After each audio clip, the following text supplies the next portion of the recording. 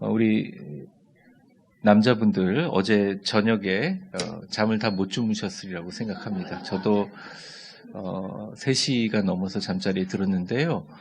1대0으로 이길 때는 잠시 좋았다가 결과는 그렇게 됐지만 저는 너무 가슴이 뜨거웠던 게 폴란드인데 이게 한국처럼 한국에서 소리 지르는 것처럼 폴란드 그 교민들이 얼마나 되겠습니까? 근데 거기까지 비행기 타고 가서 막 응원하는 모습을 보면서 참 우리나라 사람들이 굉장히 분열되고 막 싸우는 것 같아도 뭐가 하나가 이슈면 뭉치면 전 세계에서 제일 무서운 나라다 이런 생각. 저희 교회도 하나가 되면 세상을 두렵게 하는 교회가 될 줄 믿습니다. 축구 경기 때 똑똑한 플레이어는 많은 관중들이 모였을 때 소리가 소음이 끼치고 축구 경기에 방해되는 상황에 그 상황을 자신의 에너지로 치환해서 그것이 자신을 향해 응원으로 치환해서 오히려 큰 경기와 중요한 순간에 결정적인 행동을 하는 선수가 좋은 선수라고 할 수 있습니다. 테니스도 축구도 어느 경기든 그 사람들이 예선에 잘하는 게 중요한 것이 아니라 준결승과 결승에 가서 최선을 다해서 그들의 응원들을 자기 것으로 받아들이고 혹이나 주변의 야유 소리라도 자기 것으로 에너지화하는 선수가 정말 훌륭한 선수라고 할 수 있죠. 제가 오늘 삼위일체 주일을 맞아서 여러분에게 꼭 말씀드리고 싶은 것은 좋은 신앙인도 마찬가지라는 것입니다. 좋은 신앙인은 자기가 혼자 신앙생활을 하고 있는 것이 아니라 많은 하나님의 보이지 않는 요소들이 나를 격려하고 응원해주고 끌어주기 때문에 성부 하나님, 성령 하나님, 우리 십자가에 달리신 예수님께서 나를 도우신다는 것을 잘 알고 그것을 잘 활용하면서 성령님과 함께 예수님을 가슴에 품고 성부 하나님께 기도하면서 나가는 것이 우리의 인생이라는 것이죠. 그리고 그것이 좋은 신앙인이라는 것이죠. 그러므로 좋은 신앙인이 보여주는 행동은 당연합니다. 먼저 내가 하는 것이 아니기 때문에 겸손할 수 있죠. 그리고 나와 함께 하시는 분이 거룩하신 성령님, 능력 있는 성령님이기 때문에 기뻐하며 감사할 수 있습니다. 그리고 이 상태를 계속 유지하기 위해서 어떻게 해요? 기도할 수밖에 없는 것이죠. 우리 위대한 교회 모든 성도들과 우리 직분자들은 참 좋은 신앙인들입니다. 겸손하시고 감사하고 기도하고 있다는 것이죠.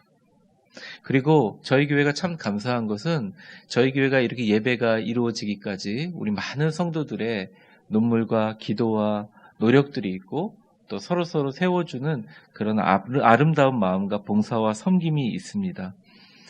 우리 주변에 있는 성부, 성자, 성령 하나님뿐만 아니라 우리 주변에 있는 분이 얼마나 고마운지 저도 이 자리에 서 있는데 여러분이 너무 고맙고 여러분들도 옆에 있는 분들이 얼마나 고마우신지 그런 분들을 통해서 더 성숙하게 되고 더 겸손하게 되고 더 아름답게 주님 앞에 자라나게 합니다. 옆 사람이 참 고마운 존재이죠. 옆 사람 한번 축복해 보겠습니다. 당신이 옆자리에 계셔서 축복이고 하나님께 참 감사합니다. 네, 그 마음이 있습니다. 그 감사함이 있습니다. 그 마음 가지고 우리 천국 갈 때까지 하나님 그 순례길 마칠 때까지 그 마음은 가지고 우리 신앙생활 하시기를 주의 이름으로 축원합니다. 예수를 믿는 사람은 어떤 사람인가? 거듭난 사람이라고 얘기합니다. 교회만 다니는 크리스찬들, 썬데이 크리스찬이란 말 들어보셨죠? 근데 미국에 가면 사람들에게 당신 예수 믿습니까? 라고 하면 꼭 이렇게 대답합니다. I'm a born again 크리스찬이라고 얘기합니다. 다시 태어난 거듭난 크리스찬이라고 얘기하죠. 여러분 거듭남이 무엇이겠습니까? 쉽게 얘기하면 물과 성령으로 거듭났음을 의미합니다. 그래서 내가 신앙인이지만 아직까지 여러분들 가운데 세례를 받지 않으신 분들이 계시다면 꼭 기회를 잡아서 세례를 받으시면 좋겠습니다. 근데 예수님이 이것에 대해서 아주 정리를 잘 해주셨어요. 니고데모가 와서 묻습니다. 예수님 구원받는다는 것은 무엇입니까? 그러니까 거듭나는 것이다. 니고데모가 어리석게 질문하죠. 엄마 뱃속에 들어가서 다시 어떻게 나올 수가 있습니까? 그러니까 예수님이 참 너는 유대의 선생이지만 모르는도다 하면서 거듭난 크리스찬에 대해서 이렇게 정리를 해주셨습니다. 요한복음 3장 8절 화면을 보시고 우리 같이 한번 읽어보겠습니다. 시작.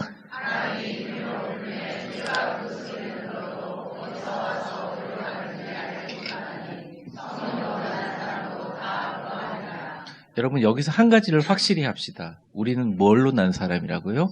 성령으로 난 사람이에요. 그래서 우리가 제대로 크리스찬으로서 능력 있는 기능을 하기 위해서는 성령님이 꼭 필요합니다. 혹시나 이 가운데 특별히 우리 주일 예배 가운데 목사님 저는 성령이랑 상관없습니다 라고 얘기했지만 여러분들은 성령님과 상관없다고 얘기하더라도 여러분 주변에 성령님 늘 같이 계시고 여러분이 문 열어주시기를 기다리고 계십니다. 여러분들 성령 충만하시기를 주 이름으로 축원합니다. 근데 성령에 충만하고 성령으로 난 본어게인 크리스찬, 거듭난 크리스찬은 일반적인 육적인 눈이나 지식과 생각으로는 파악하기가 어렵다는 거예요. 우리가 바람이 불 때 바람 부는 소리는 들리잖아요. 바람이 불린다는 건 알잖아요. 근데 여러분들 창문을 열었을 때 바람이 불 때 이 바람이 어느 각도로 어느 방향에서 오는지 우리가 어떻게 알 수 있겠습니까? 이 세상의 바람의 방향을 큰 그림만 여러분들 측정하지 이 자리에 있는 바람을 누가 측정하나요? 할 수 없다는 것이죠. 성령으로 난 사람도 인생이 그러할 것이다 라고 얘기합니다. 그러기 때문에 더 겸손하라는 말이죠. 예를 들어 이런 겁니다. 성령의 바람과 함께하는 인생은 끝이 뻔한 길을 달려가고 있는 여정이 아니라 어떤 일이 일어날지 어떤 결과가 일어날지 속단할 수 없는 길이라는 것이죠. 파악하기가 어렵다는 것입니다. 하지만 성령님이 확실한 것은 우리에게 성령의 바람을 부어서 우리를 잔잔한 물가로 때로는 사망의 음침한 골짜기가 있더라도 빠지지 않게 우리를 인도해 주시고 풍랑과 파도가 있어도 우리를 잘 인도해 주시는 성령의 바람이라는 것이죠. 이것이 어떻게 역사하는지를 알아야 우리의 인생이 살 때 우리의 삶의 이유를 찾을 수가 있다는 것입니다. 오늘 그래서 저는 이 성령의 바람 부는 방향이라고 할까요? 각도라고 할까요? 주님께서 우리를 붙잡아 주시는 두 가지 형태에 대해서 말씀드리며 말씀을 맺으려고 합니다. 첫 번째 저를 한번 따라해 주세요. 일단 주님께서는 음성으로 귀에다 말씀해 주십니다. 그러니까 첫 번째는 말씀을 통해서 귀로 선포되는 말씀을 의미합니다. 요즘에 인터넷 교회가 유행하고 있다고 해요. 교회 나가지 않고 헌금 생활하지 않고 봉사하지 않고 인터넷을 켜서 목사님 설교를 듣고요. 그 설교에 해당되는 계좌로 자기가 언제든지 1년에 몇 번씩 헌금만 하면 다닐 수 있는 교회들이 굉장히 유행하고 그런 교회들이 또 미국이나 영미권 그리고 유럽을 통해서 많이 퍼져나가고 있다고 생각합니다. 일단 제가 그렇게라도 예배를 안 드리시는 분보다 그렇게 예배 드리시는 것들은 나쁘다고 생각은 하지 않습니다. 그런데 이 교회라는 것은 우리가 이곳에 와서 어떤 비디오나 시뮬레이션으로 어떤 것을 보고 구경하는 곳이 아니라 교회는 와서 성령님이 나를 통하여 내 주변에 있는 사람들과 때로는 갈등을 겪기도 하고 때로는 아픔을 겪기도 하고 때로는 기쁨을 느끼기도 하고 때로는 서로를 통해서 상처를 통해서 성숙해지기도 하고 때로는 깊은 감격을 느끼기도 하면서 이렇게 영어로 interaction 서로 오고 가는 상호 과정을 통해서 느껴지는 성령의 작용을 느끼는 공동체가 바로 진짜 교회라는 것이죠. 가상 공간 안에 교회라는 곳에서 말씀을 청취하기 위해서 시청하기 위해서 나오는 곳이 아니라는 말씀을 드리고 싶습니다.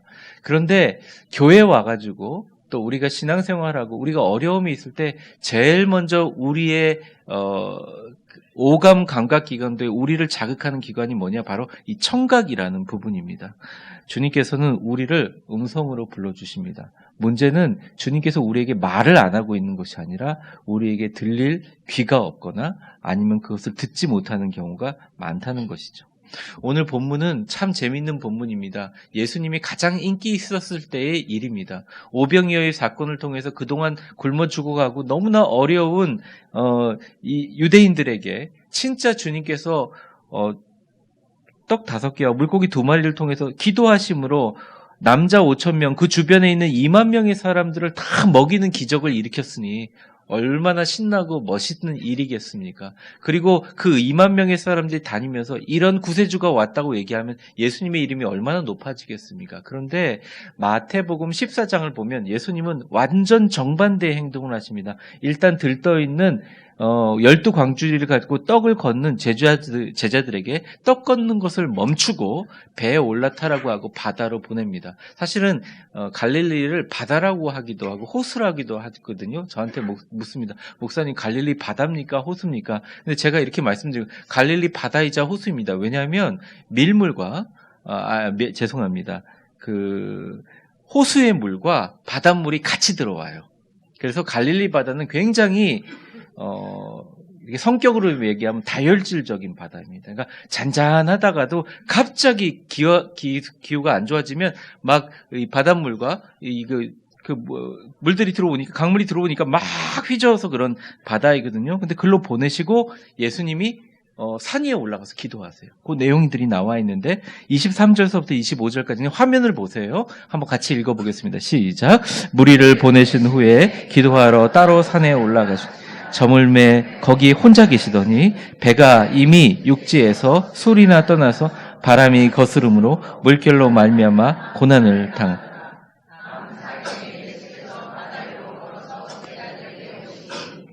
네, 우리 교인분들은 아주 스마트하셔서 이거 딱 읽으시면 이해가 되실 거예요. 그러니까 예수님은 빨리 피하는 거예요. 막 왕으로 세우려고 그러고 자기를 드러내려고 하는 그리고 막 이 제자들이 들뜬 마음을 감사시키기 위해서 예수님이 뒷정리하시고 그냥 다 보내고 배를 보내고 예수님은 산 위에 올라서 기도해서 배 타고 가는 제자들을 지금 보고 있는 상황이에요. 그런데 그 제자들이 갑자기 바람이 막 심하게 거슬려져가지고 물결로 말미암아 고난을 당하는데 죽게 생긴 거예요. 근데 예수님이 기도하다가 그것을 몇 시간 동안 보다가 산 위에서 밑에 있는 갈릴리 호수에서 고통당하는 이 제자들을 보다가 밤 사경은 이제 옛날 시간으로 3시서부터 새벽 3시서부터 6시까지를 의미합니다. 예수님이 확 산에서 내려오는 과정을 합니다. 여러분 한번 영화라고 생각해요. 산에서 이 밑에 호수와 바닷가에서 막 힘들고 있는데 산에서 기도하시다가 샥 내려오는 광경을 한번 생각해 보십시오. 요즘에 슈퍼히어로도 많이 나오는 그런 식으로 샥 나오고. 그러니까 당연히 제자들은 그것을 사람이라고 볼 리도 없었고 밤 사경에 헤드라이트나 관광지도 아니고 그 당시에 빛이 없는 상황에서 그렇게 내려오니 26절과 같이 반응을 했습니다. 26절 같이 한번 읽어보겠습니다. 시작. 제자들이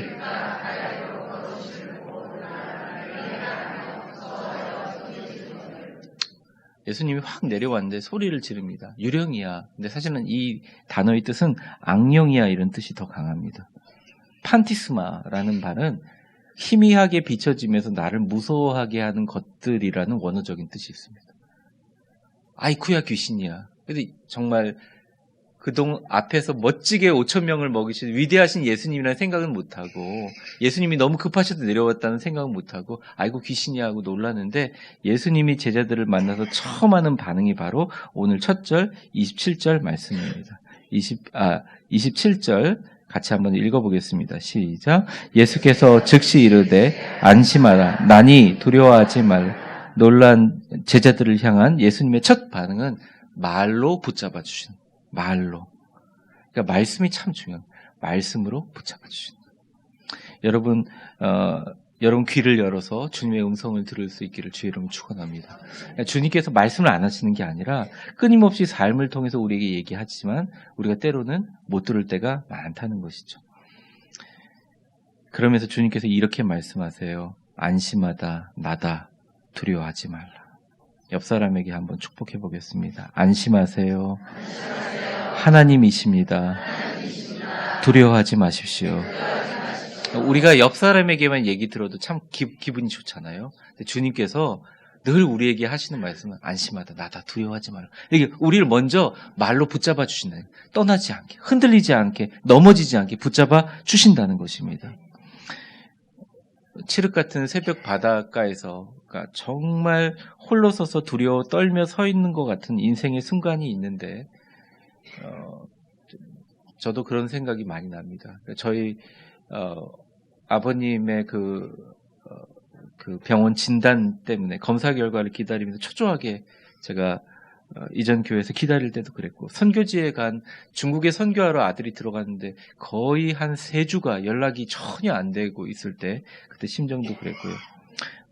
유학이나 공부하는 시절에 등록금 마감 날이 내일인데 전혀 이렇게 돈 나올 데가 없을 때도 그랬고, 우리 딸이 제가 몇 번 말씀드린 것 같은데 정말 장폐색에 장이 말려 들어가는 것으로 30분이나 1시간 내에 춘천에 도착하지 못하면 죽을 수밖에 없는 상황에서 운전대를 붙잡고 있는데, 그날따라 단풍 구경하는 사람 때문에 차가 완전히 막혔을 때의 심정은 여러분들 그냥 칠흑 같은 그 바다에서 홀로 서 있는 베드로나 제자들의 심정이 아니었을까 생각합니다. 그런데 그때 주님을 부를 때 주님이 음성으로 다가와 주셨어요.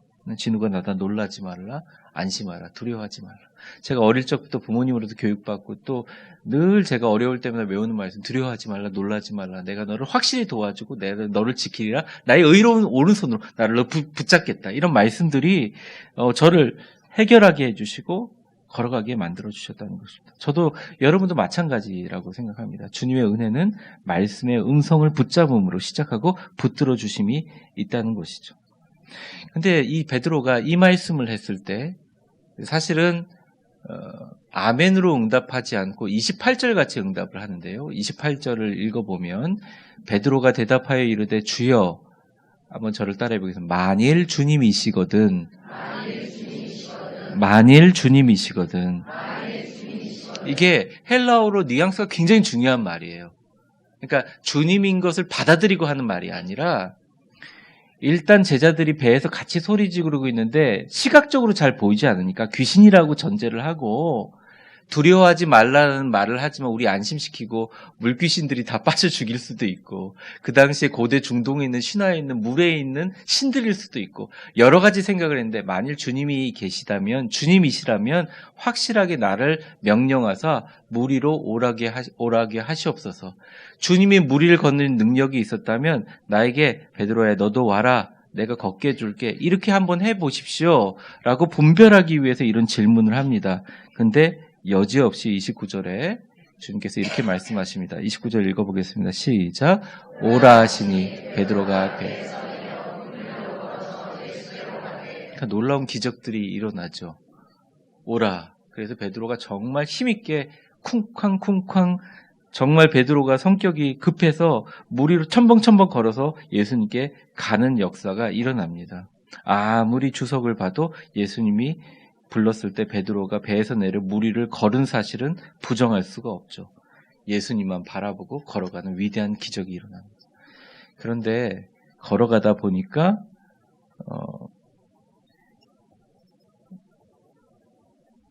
바람을 본 거예요. 아까 제가 얘기했지만 성령은 바람과 같이 역사하신다 그랬는데 그 바람을 본 게 아니라, 바람이 너무 불다 보니까 그 바람의 모양들이 눈에 보이지 않지만 바람이 만들어내는 물결의 모양을 본 겁니다. 그리고 무서워서 빠져 들어갑니다. 그게 30절의 말씀입니다. 제가 읽어보겠습니다. 베드로가 바람을 보고 무서워 빠져가는지라 소리질러 이르되 주여 나를 구원하소서 하니.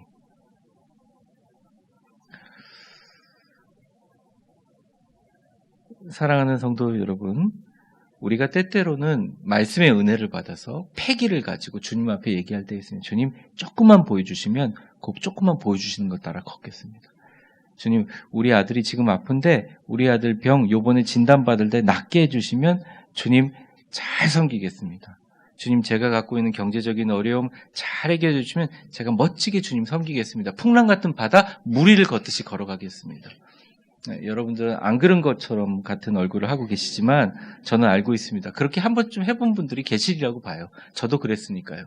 그래서 베드로처럼 주님, 날 불러주십시오. 주님이시면 날 걷겠습니다. 근데 걷는데 주님만 바라보고 걸어야 되는데 주님 바라보지 못하니까, 시선을 맞추지 못하고 다른 곳을 보니까 물을 걷는 자기 자신을 집중하게 되고 나를 덮치는 세상의 파도만 바라보게 돼서 무너지게 된다는 것이에요. 인생의 기적이 일어나는 것도 중요합니다. 여러분의 삶의 신유와 치유의 역사 참 중요하죠. 교회 봉사도 필요합니다. 하지만 우리가 가장 중요한 것은, 우리의 가장 축복은 우리가 기억해야 돼요. 우리를 위해서 십자가에 달려 죽으신 예수 그리스도를 바라보고 물이든 땅이든 하늘이든 그분 따라, 목소리 따라 걷는 것이 중요해요. 주님은 우리를 음성으로 붙잡아 주시지만 우리는 그 음성 따라 주님께 주님의 음성이 들리는 상황을 향해서 걸어가는 게 너무 중요하다는 것입니다. 성경에 보면 우리를 양으로 많이 표현하죠. 이스라엘을 양으로 표현하고 주님을 목자라고 많이 표현하지 않습니까? 여러분 대관령에도 양떼가 있고요. 또 양평에도 양떼가 있는데 양들이 아주 덩치가 큽니다. 양이 그렇게 순하지 않아요. 화나면 받기도 하고 받으면 다쳐요. 근데 양들이 눈이 어둡습니다. 그래서 늘 눈이 어둡기 때문에 목자가 얘기를 하면 그 목소리를 따라 가요.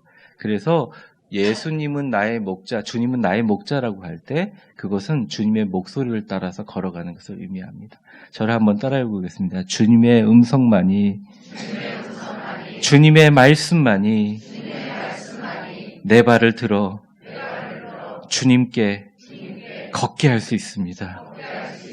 여러분 말씀만 붙드세요. 진짜 부탁드려요. 걱정하지 말라는 걱정하지 말라는 말씀을 붙드세요. 감사하라면 감사하라는 말씀 붙드세요. 그리고 주님 바라보세요. 주님께서 넉넉하게 걸어가게 하실 줄 믿습니다.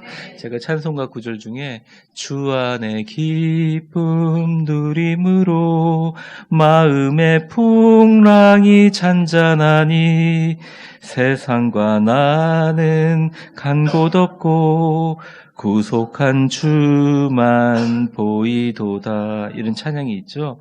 세상과 나는 간 곳 없고 구속한 주만 보고 가는 길이 인생의 최고의 축복인 줄 믿습니다.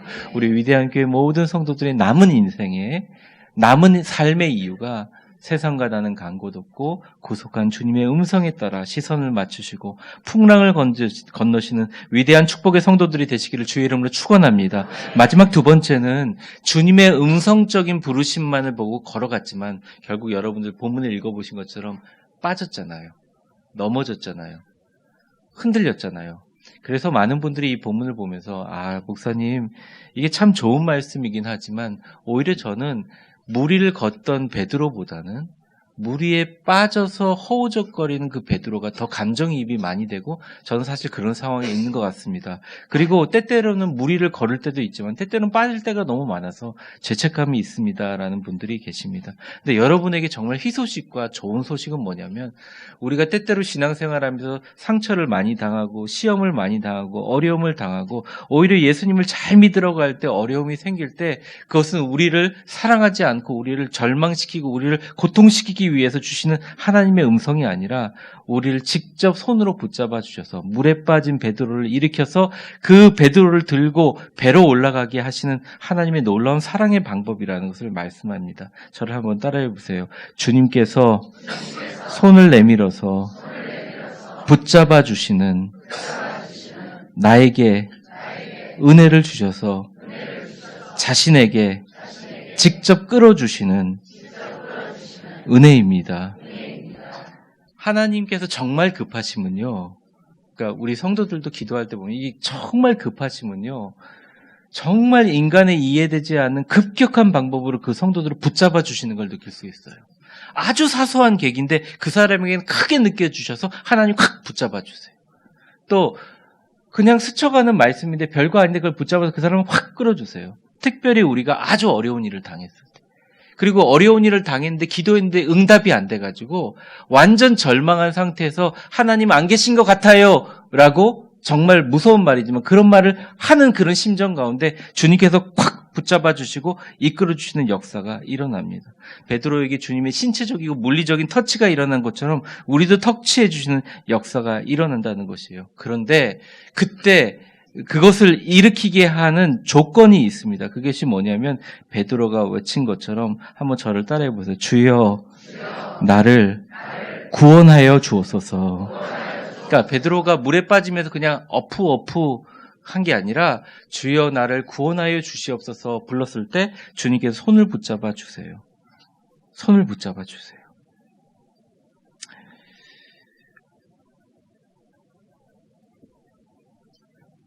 얼마 전 정말 제가 존경하는 이제 학자이고 굉장히 뛰어난 인문학자고 제가 그분의 책을 참 좋아하는데 그분의 가족들이 예수님을 다 믿고 영접했는데 그분이 돌아가시면서 그 가족들의 목사님 또 가족들이 다 모여가지고 그분에게 손잡으면서 제발 그냥 예수님 믿는다고 말 한마디만 하시면 된다고. 그냥 고개만 끄덕하시라고. 그러면 목사님이 여기 계시니까 세례를 주든 세례 받기 싫으시면 그냥 기도라도 받고 가시면 좋겠다. 근데 끝까지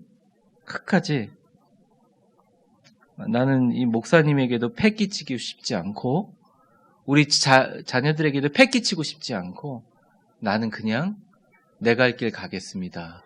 그러면서 눈을 감았다는 이제 내용들을 읽으면서 우리 동양 문화의 체면이란 무엇인가? 또 나보다 남을 생각하는 이 문화란 무엇인가? 한번 좀 생각해 보게 되었습니다. 교회마다 분위기를 다른데요. 우리 교회는 아멘 주여 이렇게 잘 하잖아요. 제가 그런 분위기를 또 여러분과 같이 만들어 가는데 어느 교회 가서 설교를 하면 누가 아멘은 해야겠는데 누가 아멘 이렇게 했는데 아멘 하자마자 전부 다 그 사람을 다 쳐다봐요. 그리고 그 사람 쳐다보고 굉장히 그 사람이 머쓱해가지고 이렇게 고개를 푹 숙이는 그런 교회도 많이 있습니다. 그런데 제가 왜 이 말씀을 드리냐면 사실은 왜 주님께서 골방에서 기도하라고 하셨을까? 아파트 주민들 신경 쓰지 않게 조용하게 층간소음 없애기 위해서 그렇게 하셨을까? 아니라는 거죠. 골방이라는 것은 아내를 위한 그 당시 부인들을 위한 집안의 엄마를 위한 가장 깊숙한 방을 의미하거든요. 유대인들 가옥 구조에 그곳에서는 아내가 울어도 소리 질러도 남편이 모른 척했다는 거예요. 주님께서 너희가 시장 어귀에서 와 주님 이렇게 사람들을 보내서 하지 말고 골방 들어가서 기도하라는 건 너희들의 체면 내려놓고 너희들의 갖고 있는 사회적인 지위 내려놓고 주여 나 죽겠습니다. 나 구원해 주세요. 나 붙들어 주세요. 나 지금 죽을 것 같아요. 나 정말 힘들어 죽겠어요. 라고 소리칠 수 있는 공간을 의미하는 거예요. 강제적으로 베드로에겐 그러한 상황이 주어졌죠. 물속으로 빠져들어가니까 어떡합니까? 앞에 있는 것이 예수님이든 아니면 산 위에서 지금도 계시는 예수님일지도 모르지만 어느 분이든지 내려와서 나를 구원해 달라고 소리 지르지 않겠어요? 여러분 주님 부르짖으면 여러분에게 응답하십니다. 기도를 묵상으로 점잖하게 하는 분들, 제가 스타일이 그렇죠. 제가 그렇게 기도합니다. 또 어떤 분들은 소리 지르면서 막 기도하면 좋아합니다. 근데 기도는 스타일이 아니라 진정한 마음이 있을 때 소리 지르지 말라 그래도 소리를 지르죠. 하나님께 부르짖으면 우리에게 놀라운 것을 보여주십니다. 너는 내게 부르짖으라 내가 응답하겠고 내가 알지 못하는 크고 비밀한 일을 보이리라. 그냥 이런 거예요. 나는 목사님 다이어트를 하기를 원합니다. 근데 TV에 앉아서 큰 아이스크림 통에 숟가락을 탁 꽂고 있는데 나는 다이어트를 하기를 원해요. 먹고 있으면서 난 다이어트를 하기를 원합니다. 늦은 시간까지 먹으면 안 되는데. 근데 축구 보다가 라면이 이렇게 보이는 거예요. 라면이. 먹으면 안 되는데 내일부터. 그러면 우리 그냥 생각해 봅시다. 이 사람이 정말 다이어트를 원하는 사람인가요? 물어보면 저는 정말 다이어트를 원해요. 제 몸을 보세요. 배를 보세요. 전 다이어트를 원해요. 근데 안 원하는 거예요.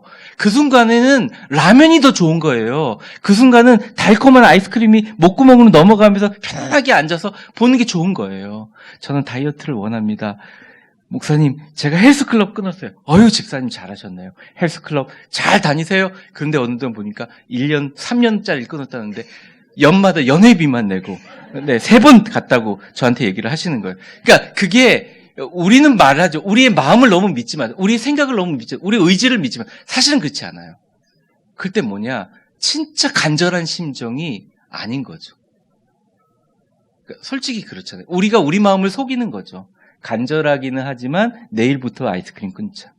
간절하기는 하지만 내일부터 운동하러 나가지. 우리의 마음은 안 거예요. 엮기 들 때마다 힘든데, 아픈데, 쑤신데, 파스값이 더 드는데 이렇게 우리를 합리화시키는 거예요. 우리가 우리 스스로 속이는 거죠. 그러니까 우리 믿음도 마찬가지예요. 하나님께 구할 때 간절하게 구하는 게 좋아요. 교회에서 그러라는 말이 아니에요. 부끄러울 수 있죠. 조용히 골방에, 아니 산속에 가서, 여러분들 여행에 가서 바닷가를 향해서 주님 도와주세요. 주님 제 인생이 바뀌고 싶습니다. 아니면 아이가 아파갈 때 주여 이 아이를 구원해 주세요. 부르면 주님이 붙잡아 주신다니까요. 그냥 아무 말 없이 붙잡아 주신다니까요. 31절을 한번 보겠습니다. 31절에 주님께서 즉시 손을 내밀어 그를 붙잡으시며 이르시되 믿음이 작은 자여 왜 의심하였느냐. 야단이에요? 아니에요. 관심이에요. 사실은 왜 의심하였느냐 따지는 거예요? 아니에요. 지적이에요? 아니에요. 안타까움이에요. 해상구조대원의 사무적인 말투예요? 아니에요. 예수님의 사랑의 언어이죠. 왜 좀 더 나를 믿지 않았니? 내가 너 옆에 있는데. 삼위일체 되신 하나님의 하나인 성령님이 너에게 얘기하고 있는데 예수 그리스도 십자가에 못 박힌 내 보혈이 네 안에 흐르고 있는데 난 언제나 너 곁에 있었다. 주님께서 말씀하신다는 것입니다. 저는 마음을 울리는 단어가 27절 잠깐 보여주세요. 예수님의 행동 중에 27절 즉시라는 단어가 있죠. 예수님의 행동입니다. 31절 보여주세요. 31절입니다. 네, 즉시. 그러니까 주님께서는 즉시 생각 안 하고 행동하는 것처럼 나와요. 그러니까 얼마 전에 그런 일이 있었어요. 저희 가연이가 7시 반에 전화를 했더라고요. 핸드폰을 보니까 이제 기숙사에 있기 때문에 7시 반에 전화를 해서 딱 봤는데 8시 반인 거예요. 아, 가연이가 뭐가 필요한 것이 있어서 전화했나 보다. 전화를 계속 하는데 전화를 안 받는 거예요. 그래서 9시 반까지 전화하다가 아, 얘가 안 받는구나라고 했는데 그러면 좀 이따가 받겠지. 그러고서 전화했는데 10시 반인데도 안 되고 11시가 가까우니까 불안하기 시작하는 겁니다. 그래서 저희 아내 보고 얘기했어요. 혹시 가인이 기숙사 방에 혼자 있는데 그 같이 있는 선생님이나 또 그 기숙사를 지키시는 분 전화번호를 알아? 근데 그 전화번호가 있는데 전화를 그때 해봐야 벌써 11시가 넘기 때문에 선생님들이 전화를 안 받는 거예요. 근데 그 주변 지역들이 좀 이렇게 험한 지역이라 제가 마음에 막 그래서 어떻게 했을까요? 네. 저녁 11시 반에 차를 몰고 부천으로 달려갔습니다. 막 씩씩거리면서 제가 달려갔죠.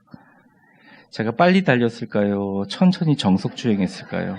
네, 여러분의 상상에 맡기겠습니다. 인천 가까운 부천에 가가지고 기숙사 방 앞에 섰는데 거기서 전화해도 다 그게 없는 거예요. 고층을 향해서 가연아 가연아 그러고 부르는데 아무 응답이 없는 거예요. 소리를 지르니까 옆에 소사 경찰서가 있는데 경찰서에 경찰들이 저 뭔가 이렇게 저를 보고 있고 차 안은 저희 아내가 있고 그런 상황이었습니다. 너무 급하니까 안 되겠다 싶어서 제가 그 삐삐삐 번호를 모르니까 눌러봐야 안 되잖아요. 그래서 쾅쾅 죄송합니다 주민 여러분 그러고서 가연아 그러고 소리를 질렀어요. 저 얼마나 참 제가 그랬죠. 저는 놀란 거죠. 막 소리를 질렀어요. 갑자기 그러면서 그 문을 툭 열더니 뭐야 그러면서 가연이가 내려오더라고요. 근데 제가 가연이한테 화를 낼 것 같아가지고 얼른 제가 진정하기 위해서 저는 차로 들어가고 제 아내가 나와서 가연이를 너 왜 전화를 안 받아? 뭐 그런 얘기를 했던 것 같아요. 제가 이제 내용은 못 들었는데. 그러고 나서 제가 가연이가 안전한 걸 확인하고 집에 돌아오니까 다음날 설교인데 새벽 2시였었어요. 다음날이 아니에요. 그날 설교인데. 가연이가 나중에 엄마한테 이렇게 얘기했답니다. 엄마, 아빠는 도대체 왜 그래? 그랬다는 거예요.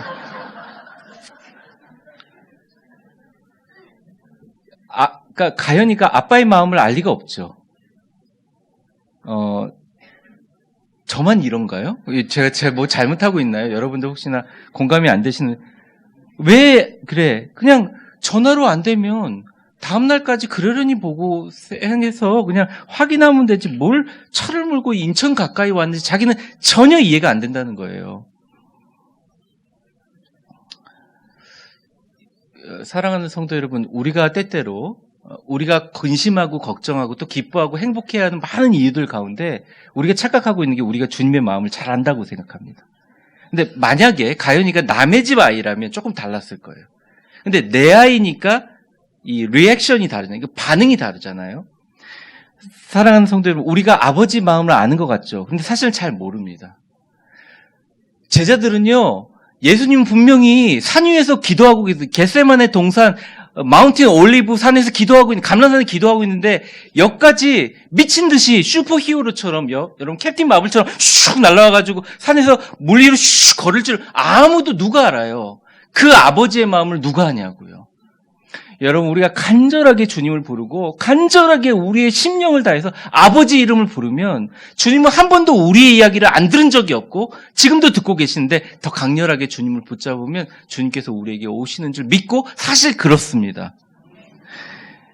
우리에게 분명한 사실은 우리를 사랑하셔서 십자가에 달려 죽으시기까지 사랑하신 예수님은 지금도 우리를 사랑하시고 지금도 우리 곁에 계시고 단 한 번도 소홀하거나 떠난 적이 없다는 거예요.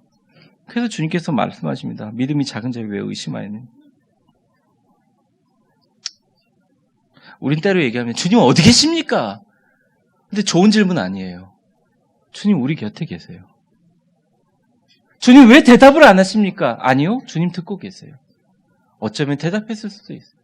주님 왜 침묵하십니까? 왜 나를 이렇게 괴롭히십니까? 주님 우리 괴롭히지 않으세요. 주님은 그 고통의 현장 가운데 우리를 불러주시기를 기다리고 있어요. 문 밖에서 기다리고 계신. 볼지어다 내가 문 밖에 서서 두드리노니 누구든지 내 음성을 듣고 문을 열면 내가 그에게도 들어가 그와 더불어 먹고 그는 나와 더불어 먹으리라. 요한계시록 3장 20절에 말씀했죠. 예수님은 정말 사랑의 언어로 우리에게 얘기하고 있습니다. 그리고 예수님이 베드로를 탁 잡아가지고 배에 같이 딱 승선하자마자 언제 그랬다는 듯이 풍랑이 딱 잠잠해지면서 32절 마지막 절이 딱 끝나게 됩니다. 말씀의 결론을 맺겠습니다. 사랑하는 성도 여러분, 주님은 여러분들을 사랑하십니다. 진짜 사랑하십니다. 제가 그런 것 같아요. 여러분도 마음에 드는 목회자, 마음에 드는 성도가 있듯이 우리들 모두 마찬가지예요. 그런데 그걸 아무 상관없이 주님은 우리를 사랑하십니다.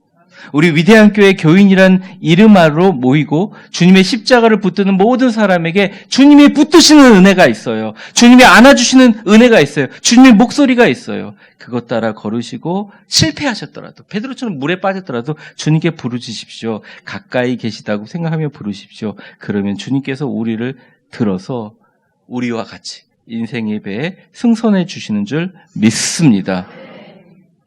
옆 사람 한번 축복해 보겠습니다. 내 곁에서 붙들어 주시는 주님 때문에 풍랑과 파도 가운데 걸어갈 수 있고 위대한 하나님의 역사로 걸어갈 수 있습니다.